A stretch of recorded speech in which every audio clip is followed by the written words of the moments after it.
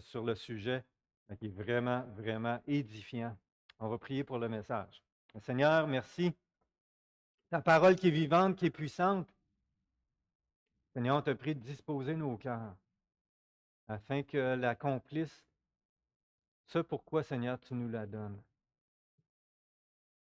Nous prions qu'elle soit comme la rosée, qui vient rafraîchir nos cœurs et qui laisse son effet, son impact. Seigneur, apprends-nous à aimer comme toi tu nous as aimés.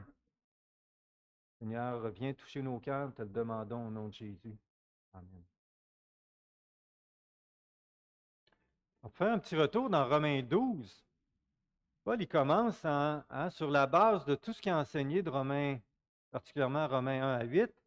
Je vous exhorte donc, frères, par les compassions de Dieu, à offrir vos corps comme un sacrifice vivant, saint, agréable à Dieu, ce qui sera de votre part un culte raisonnable. Ne vous conformez pas au monde présent, mais soyez transformés par le renouvellement de l'intelligence, afin que vous discerniez quelle est la volonté de Dieu, ce qui est bon, agréable et parfait. On a vu ensemble que, sur la base qu'on a été racheté en Jésus-Christ, on est une nouvelle créature, on est rempli du Saint-Esprit et conduit par l'Esprit. Bien, l'apôtre Paul nous exhorte une fois pour toutes à se livrer, se donner, s'abandonner, au Seigneur afin de faire sa volonté. Alors qu'on ne soit pas influencé par le monde, la pensée du monde, mais qu'on soit influencé par la pensée de Dieu, la parole de Christ, et que nos cœurs soient remplis de la parole de Christ et conduits par le Saint-Esprit, et bien qu'on soit dirigé dans ce que Dieu a préparé d'avance pour nous, dans sa volonté. Et la volonté de Dieu, c'est ce qu'il y a de meilleur pour nos vies. C'est ce qui est bon, agréable et parfait. À chaque fois qu'on s'éloigne de la volonté de Dieu, eh bien, on court après le trouble. On va dans une direction qui n'est pas selon ce que Dieu a prévu et qui nous conduit droit à pécher puis à en vivre les conséquences. On a vu ensemble que quand l'Esprit Saint nous conduit, il ne le fait pas d'une façon indépendante. C'est-à-dire que l'apôtre Paul dit qu'on fait partie d'un corps et on est né interreliés les uns aux autres. Alors, on n'est pas indépendant, on n'est pas conduit par l'Esprit Saint à faire nos petites affaires chacun dans nos coins de façon indépendante. On est conduit par l'Esprit Saint selon les dons, les capacités que Dieu a données à chacun à interagir ensemble et l'Esprit Saint nous conduit à œuvrer ensemble à l'œuvre que Dieu a préparée, aux œuvres que Dieu a préparées pour nous. Donc, à dépendre les uns des autres pour discerner la volonté de Dieu et faire sa volonté. Alors, Paul utilise l'image d'un corps pour illustrer le concept. Comme il y a plusieurs membres dans un corps, puis que chaque membre a sa fonction, eh bien, il en est ainsi dans l'Église, où chaque membre, on est interreliés les uns aux autres et qu'on a chacun des fonctions différentes. Unité dans la diversité. Ainsi, tous les membres sont importants parce que chacun joue un rôle unique, parce que Dieu lui a donné. Dieu a donné à chacun de nous un don spirituel. Il nous a donné aussi des habilités qui ont un impact sur le corps. Alors, une fois que tu t'es livré à Dieu, tu es rempli de la pensée de Christ, dirigé par l'Esprit Saint, bien, Dieu se sert de chacun de nous selon le don qu'il nous a donné, en étant interreliés les uns aux autres pour accomplir sa volonté. Être unis au corps de Christ, c'est donc être conscient que chacun des dons que Dieu a donnés, ben, c'est pour bénir les autres.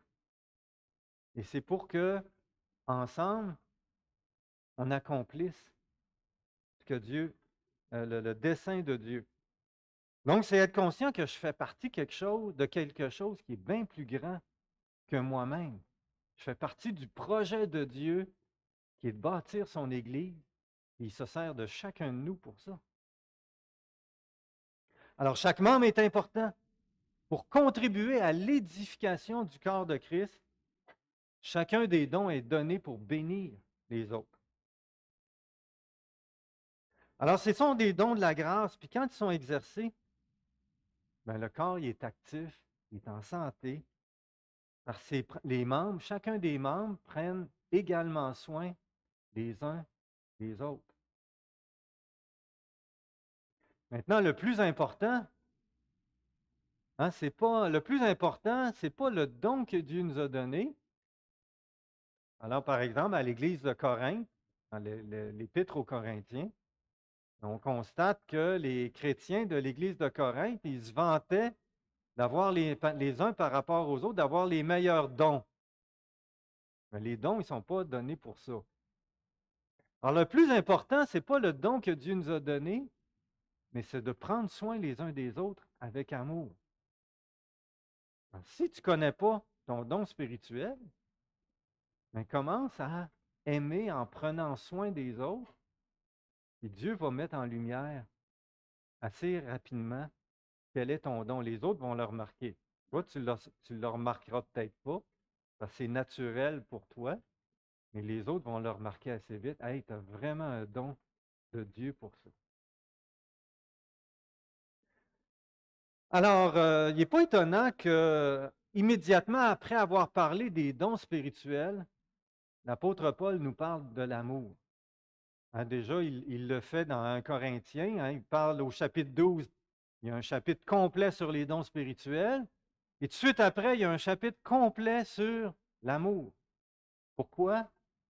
Bien parce que les dons spirituels, le plus important, c'est de les pratiquer dans l'amour.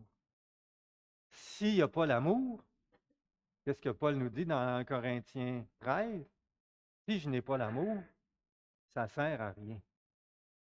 Alors, tu peux avoir le plus beau des dons spirituels, et s'il n'y a pas l'amour, c'est comme un airain qui résonne.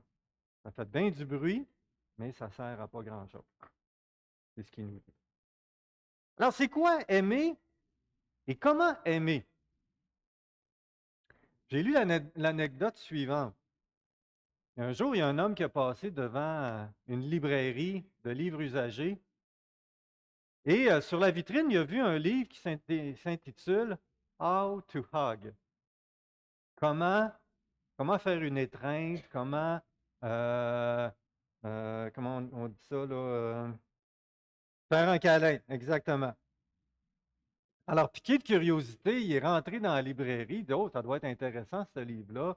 Il achète le livre, il l'amène chez lui pour se rendre compte que c'était une partie d'une encyclopédie qui couvrait les mots How to Hug.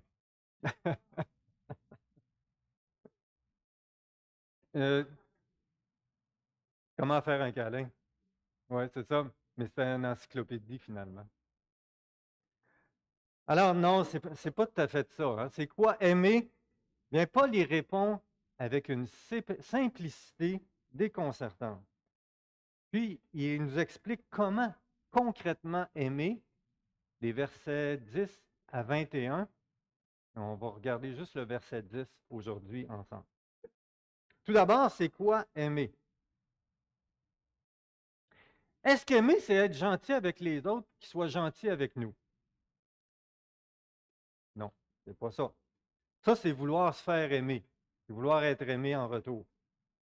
C'est plaire aux autres en vue de se faire accepter par les autres. Alors, on est gentil avec ceux qui sont gentils puis aimables avec nous, puis on évite les autres. Ben, c'est pas ça l'amour.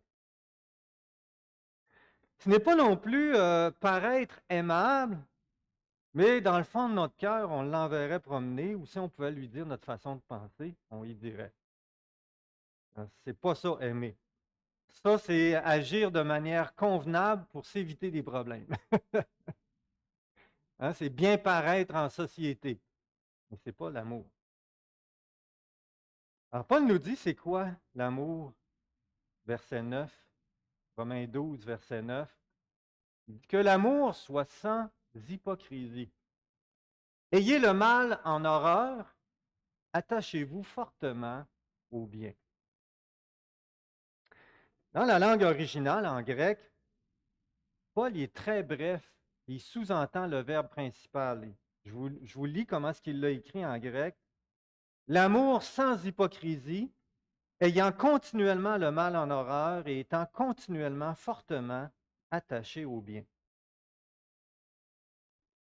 Paul est en train d'expliquer les versets 1 et 2. Hein, une exhortation à être renouvelé dans notre intelligence pour faire la volonté de Dieu. Notre intelligence a besoin d'être renouvelée sur c'est quoi l'amour et comment exercer les dons spirituels en étant interreliés les uns aux autres dans l'amour. C'est l'amour qui va faire qu'on va être liés les uns aux autres dans l'exercice de nos dons spirituels. Sinon, s'il n'y a pas l'amour, ben on va tous s'éviter. Alors,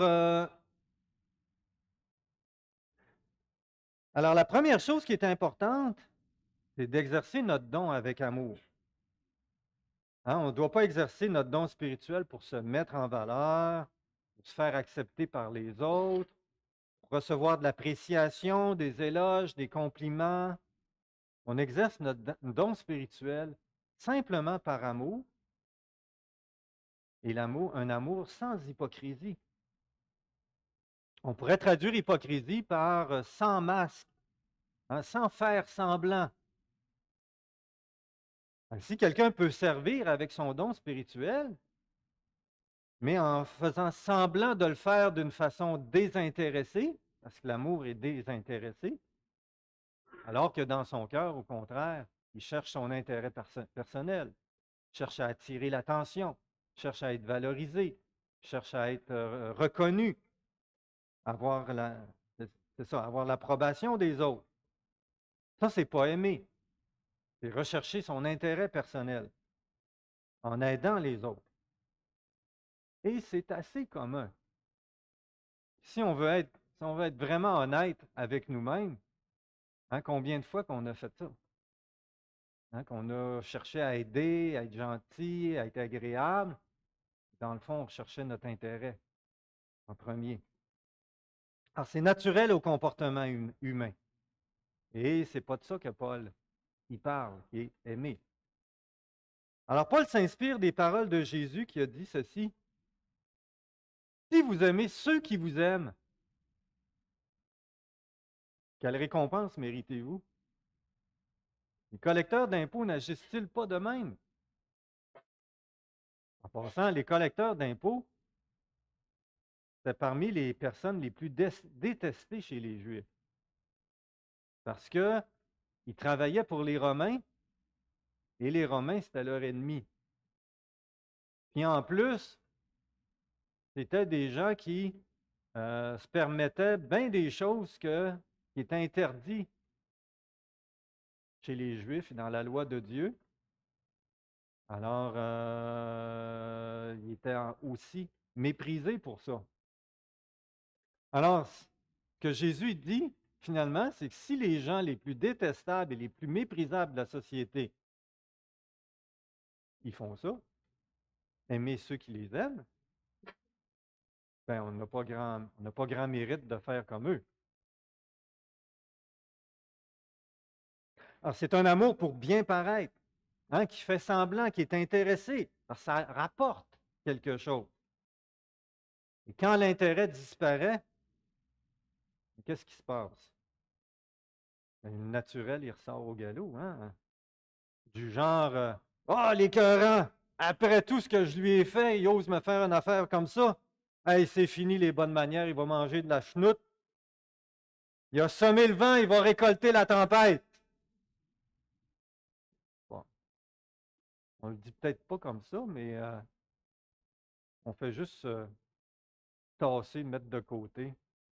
Puis Regarde, c'est comme ça, là. On va le tasser de ma vie. Alors, ce n'est pas de l'amour, c'est de l'hypocrisie. Pourquoi? Parce que c'est un semblant d'aimer. Ça donne l'impression que c'est de l'amour, mais ça ne l'est pas, c'est de l'intérêt personnel, c'est de l'égocentrisme. En réalité, c'est chercher son intérêt. Alors, aimer, ce n'est pas cela. Les deux phrases suivantes vont exprimer qu'est-ce que Paul veut dire par aimer.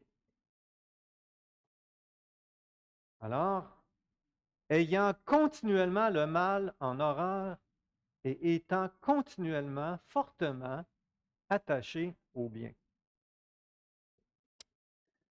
Les temps des verbes en grec sont au présent continu, c'est-à-dire qu'en grec, le temps présent a la notion de continuellement.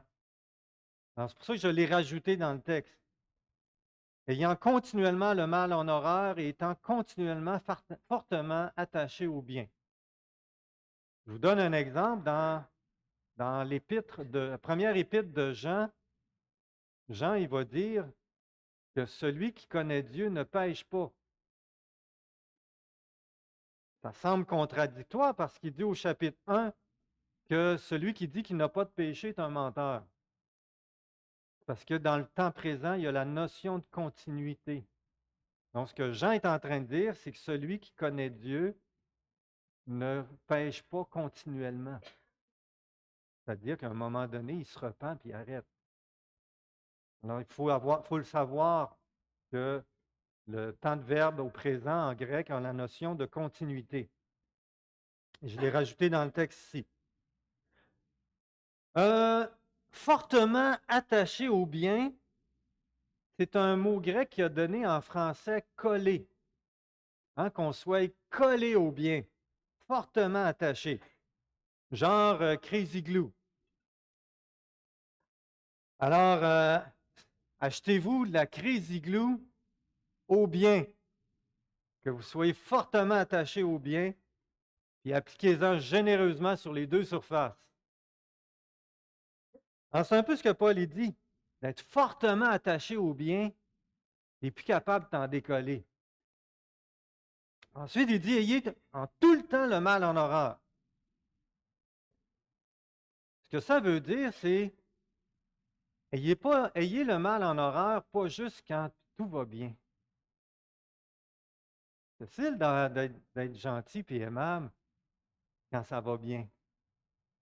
Et quand il y a des contrariétés, on pêche contre nous, on est blessé, on est irrité, on est de mauvaise humeur, pour telle raison, là, c'est plus difficile. Il faut pas soyez tout le temps fortement attaché au bien, même quand ça va mal. Pas juste quand l'autre est gentil et aimable. Pas juste quand l'autre le mérite. Alors, on apprécie la grâce de Dieu, on apprécie d'être sous la grâce de Dieu, que Dieu en Jésus-Christ nous a pardonné tous nos péchés, puis nous accepte tel que l'on est.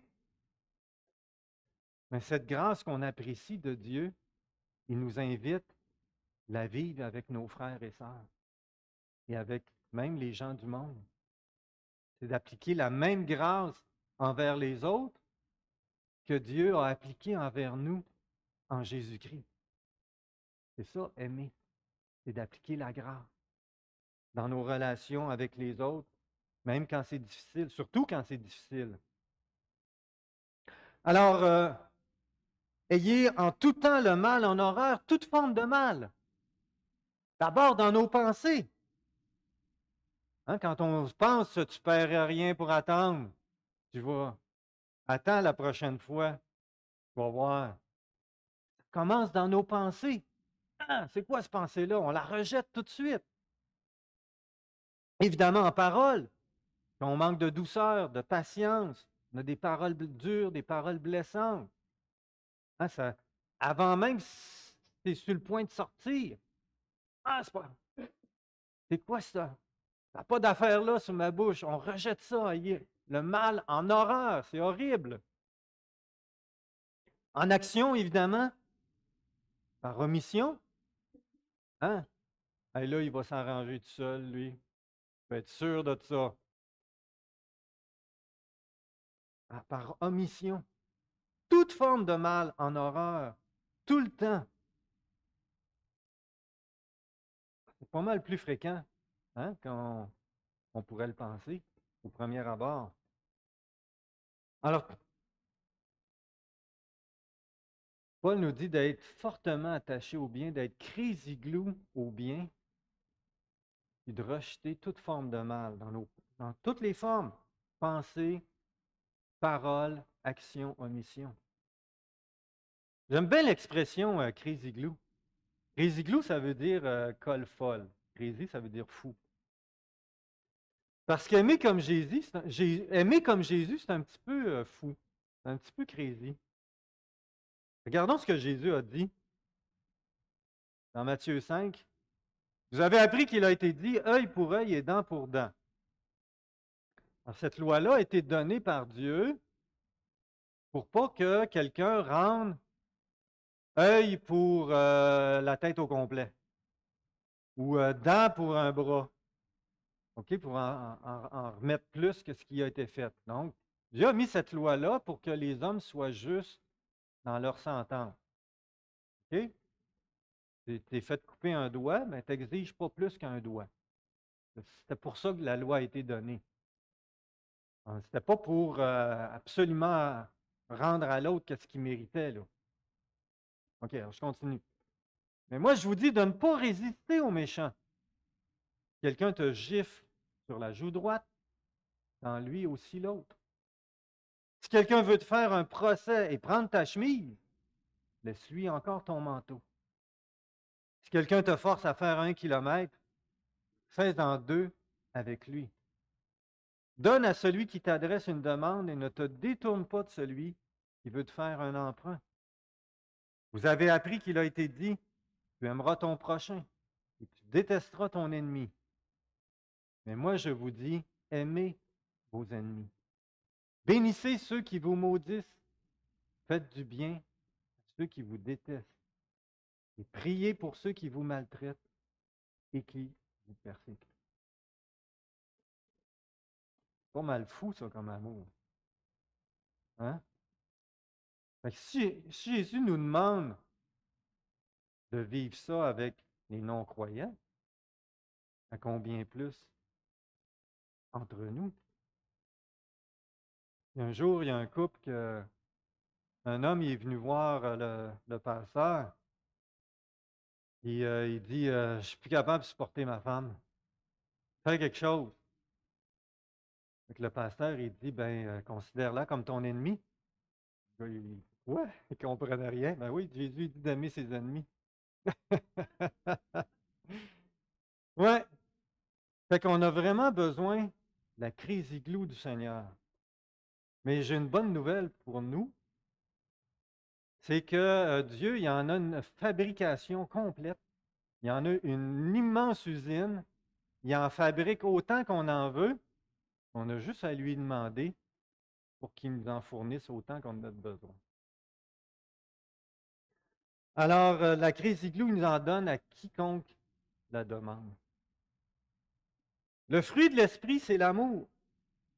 Et Paul nous dit que cet amour est patient, plein de bonté, n'est pas envieux, ne se vante pas, ne s'enfle pas d'orgueil, ne fait rien de malhonnête, ne cherche pas son intérêt.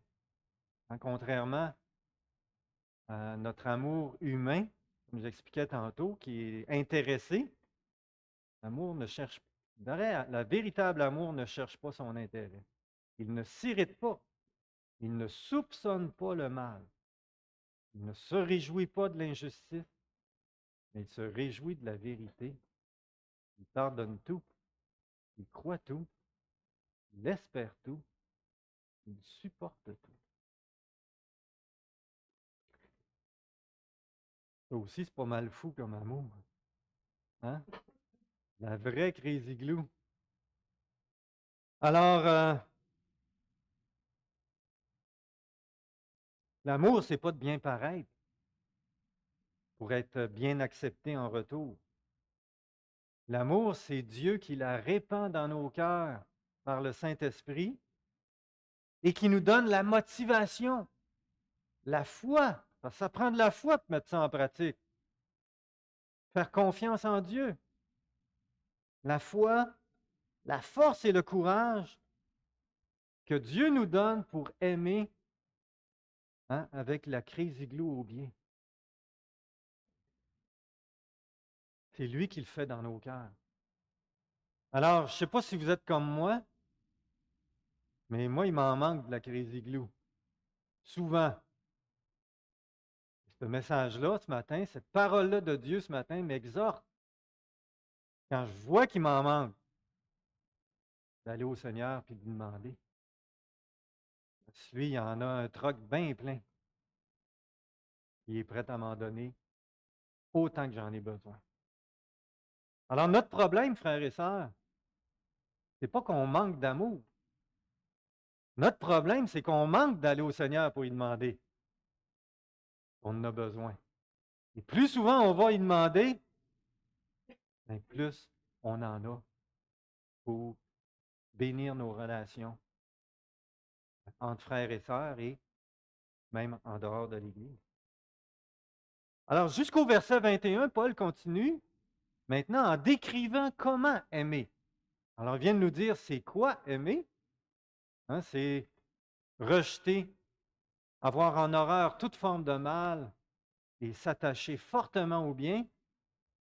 Maintenant, à partir du verset 10, il nous dit comment aimer. Et on va regarder le verset 10 ensemble.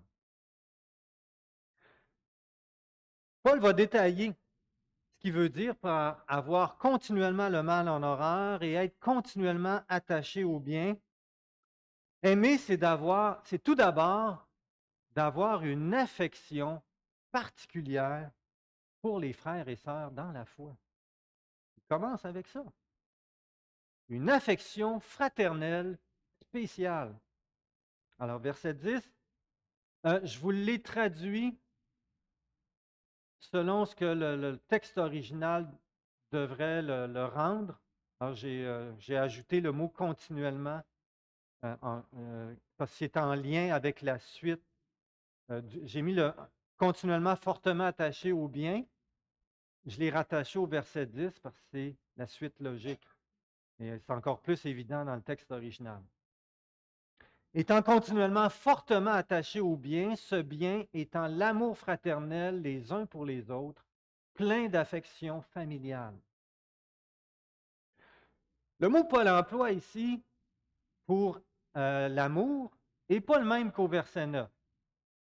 Au verset 9, c'est le mot amour, c'est agapé pour l'amour inconditionnel envers chacun, chacune. Tandis que le mot ici, qui est au verset 10, c'est en grec le mot Philadelphia. C'est comme le fromage Philadelphia. Qui dit étendez du Philadelphia en masse dans vos relations fraternelles. Alors, c'est de l'amitié, c'est de l'amour fraternel. Et là, Paul va le détailler un petit peu plus. Il va utiliser le deuxième mot, plein d'affection familiale. C'est un mot qui apparaît, c'est le seul endroit dans le Nouveau Testament qui apparaît.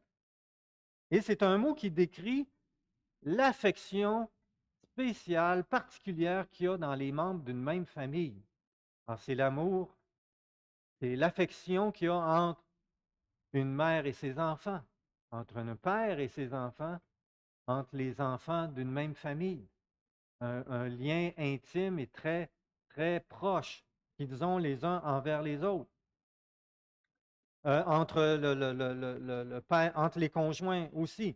Donc, c'est un lien d'affection fort qui les lie les uns aux autres d'une façon spéciale. Alors, ce que Paul nous dit, c'est que la première caractéristique d'un amour qui est vrai, qui vient de Dieu par l'Esprit Saint, c'est une affection spéciale pour les frères et sœurs dans la foi. Pourquoi? Ben, d'abord parce que chacun d'entre nous, on est créé à l'image de Dieu. Alors, c'est déjà une bonne raison d'aimer. Ça, c'est vrai pour, pas juste pour les chrétiens, c'est vrai aussi pour tous les êtres humains. Euh, mais c'est surtout le fait qu'on a le même Père et que lui nous aime d'un amour grand comme ça, qui a donné son Fils, et qu'on est la prunelle de ses yeux. On est la fiancée de Christ. Donc, ce que Paul est en train de dire, c'est que l'amour qu'il y a entre le Père et le Fils, et que tous les deux ont eu pour nous, bien parce que c'est notre Père, c'est notre frère, bien c'est ce même amour-là qu'on devrait avoir les uns avec les autres, les frères et sœurs dans la foi. Alors pour Jésus, chacune des brebis du Père est précieuse à ses yeux. Chacune des brebis du Seigneur est précieuse. Et ce que Paul nous dit, c'est que de même, elle devrait être aussi précieuse à nos yeux. Il devrait en être ainsi pour chacun de nous. Alors d'avoir un amour fraternel les uns pour les autres, plein d'affection familiale, eh bien, ça conduit automatiquement à la suite du verset qui nous dit d'avoir chacun des croyants en haute estime. Puisque chacun est précieux aux yeux du Seigneur et devrait l'être pour nous, l'amour nous conduit automatiquement à voir les autres en haute estime. Étant continuellement fortement attaché au bien, ce bien étant l'estime. On peut traduire aussi le respect, la considération accordée aux autres, en les faisant passer en toutes circonstances avant nous-mêmes.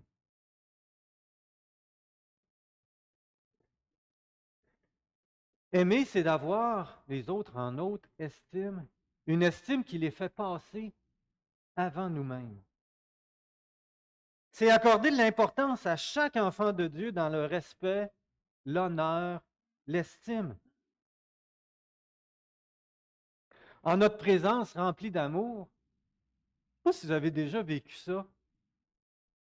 Vous êtes en présence d'un chrétien qui est vraiment rempli de l'Esprit Saint, qui est rempli d'amour, puis dans votre conversation avec lui, vous vous sentez valorisé. Ouais, moi, je suis encore allumé, Daniel. Allô, c'est revenu. Alors, mais dans votre conversation avec ce frère, avec cette sœur, vous vous sentez estimé, considéré, valorisé. Ça vous est déjà arrivé? Mais c'est de ça que Paul, il parle ici. Un amour qui va élever l'autre et le considérer important. Alors, il fait passer les intérêts de l'autre avant ses propres intérêts. Il prend le temps de s'arrêter, d'écouter, de répondre aux besoins, d'apporter des sages conseils selon Christ. Avoir une haute estime, c'est une façon de cultiver l'humilité.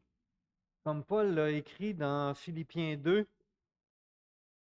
ne faites rien par esprit de rivalité ou par désir d'une gloire sans valeur, mais avec humilité, considérez les autres comme supérieurs à vous-même. Que chacun de vous, au lieu de regarder à ses propres intérêts, regarde aussi à ceux des autres. C'est intéressant que Paul il dit ici que de mettre les intérêts des autres en premier, ça ne veut pas dire d'oublier complètement nos intérêts.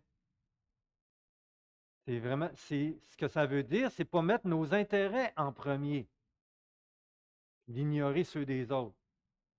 Ce que le verset ici dit, c'est mettre les intérêts des autres en premier,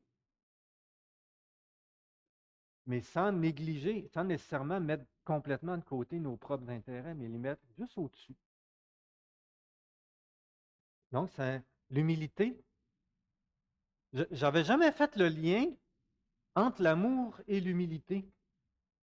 Et pourtant, le lien il est direct ici dans le passage qu'on est en train de voir, que quand on aime de l'amour de Dieu, ça nous conduit automatiquement à l'humilité, parce que ça nous porte à considérer les autres comme étant précieux, comme étant les enfants de notre Père céleste, et que ça nous amène à porter un grand intérêt pour chacun d'eux.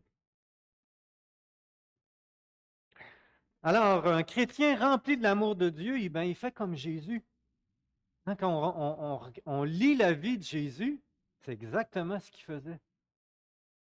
Il voyait quelqu'un dans un besoin et, selon les dons, les capacités que qu'il avait de Dieu, eh bien, il répondait à ce besoin. Jésus n'a pas répondu à tous les besoins, hein, en passant. Il a répondu aux besoins dans lesquels son Père l'a conduit. Donc, c'est dirigé par l'Esprit de Dieu. Alors,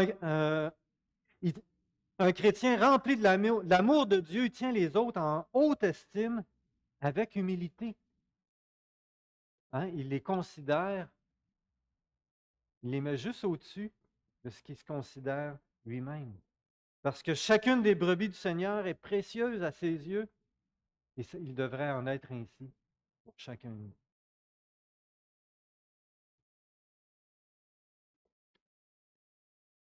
Alors, je vais continuer à fin janvier avec les autres caractéristiques de c'est quoi aimer, comment aimer. Mais je pense que j'ai choisi d'arrêter là parce que jusqu'à ce qu'on vient de voir ce matin, c'est déjà un bon morceau à digérer. Puis je pense que c'est la base.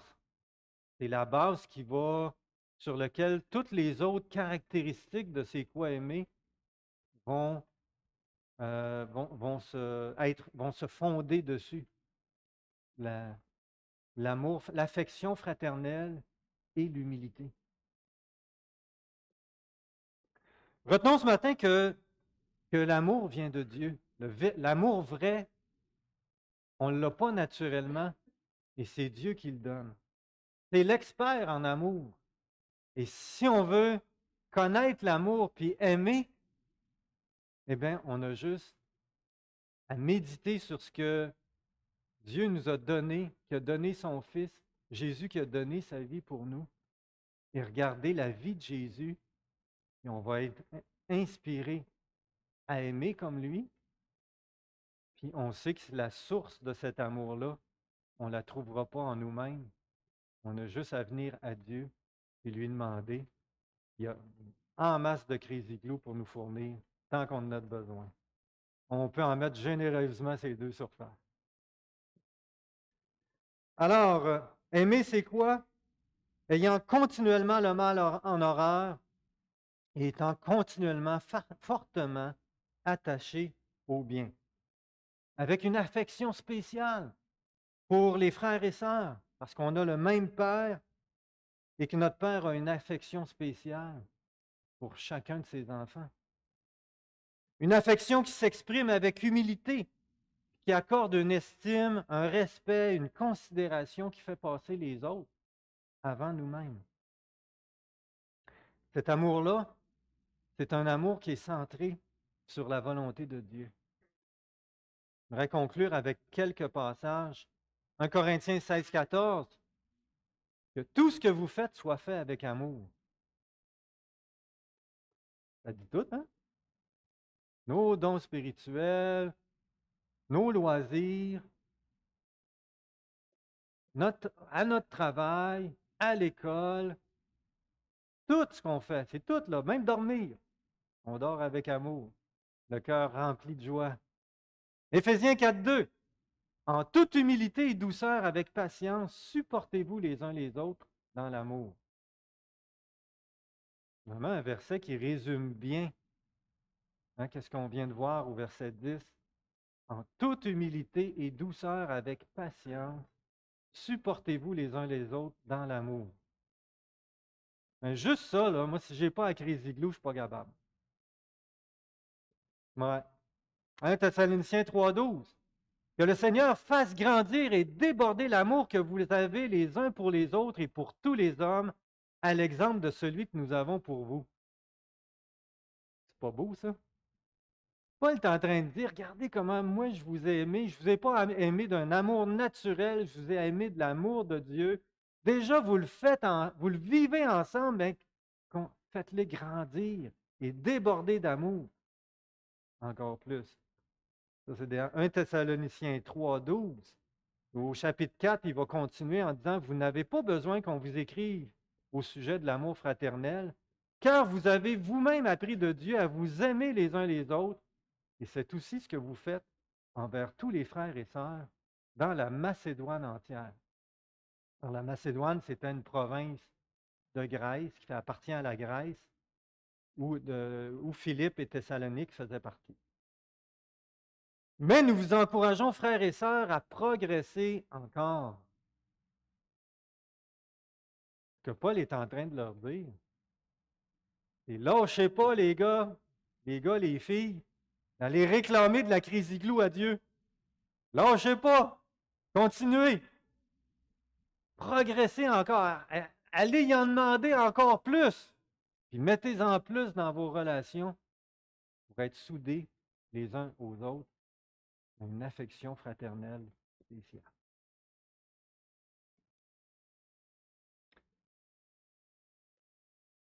Alors cet amour, le Saint-Esprit le répand dans nos cœurs. Ce n'est pas un amour naturel qui cherche son propre intérêt.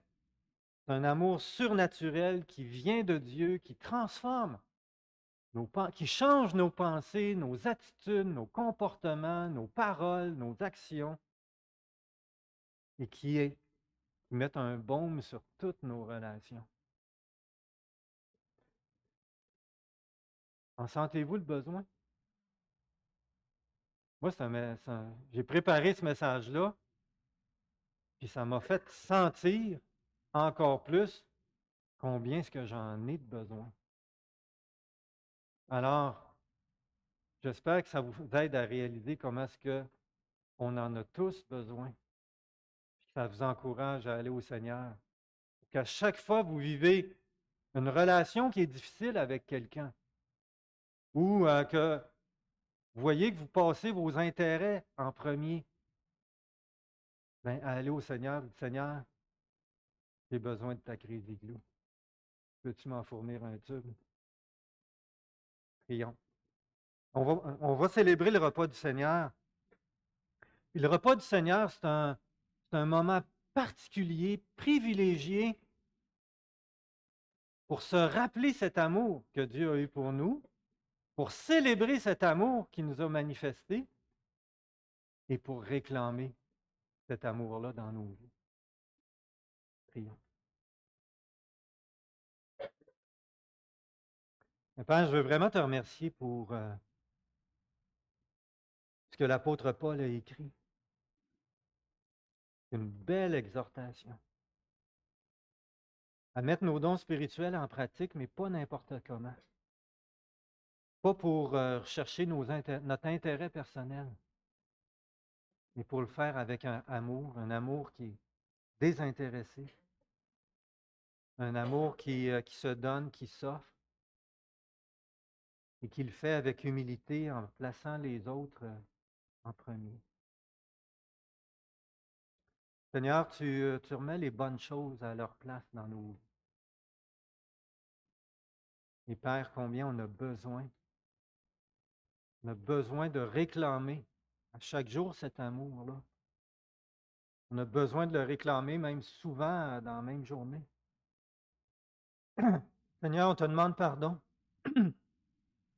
toutes les fois qu'on en a manqué. Surtout qu'on a manqué de venir te le demander. Parce que Seigneur, ta grâce est abondante, puis quand on te le demande, Seigneur, tu ne retiens pas, tu donnes généreusement. Alors Seigneur, on a surtout manqué de venir réclamer notre crise igloo, cette crise igloo qu'on a besoin. dans toutes nos relations, avec notre conjoint, avec nos enfants, avec nos parents,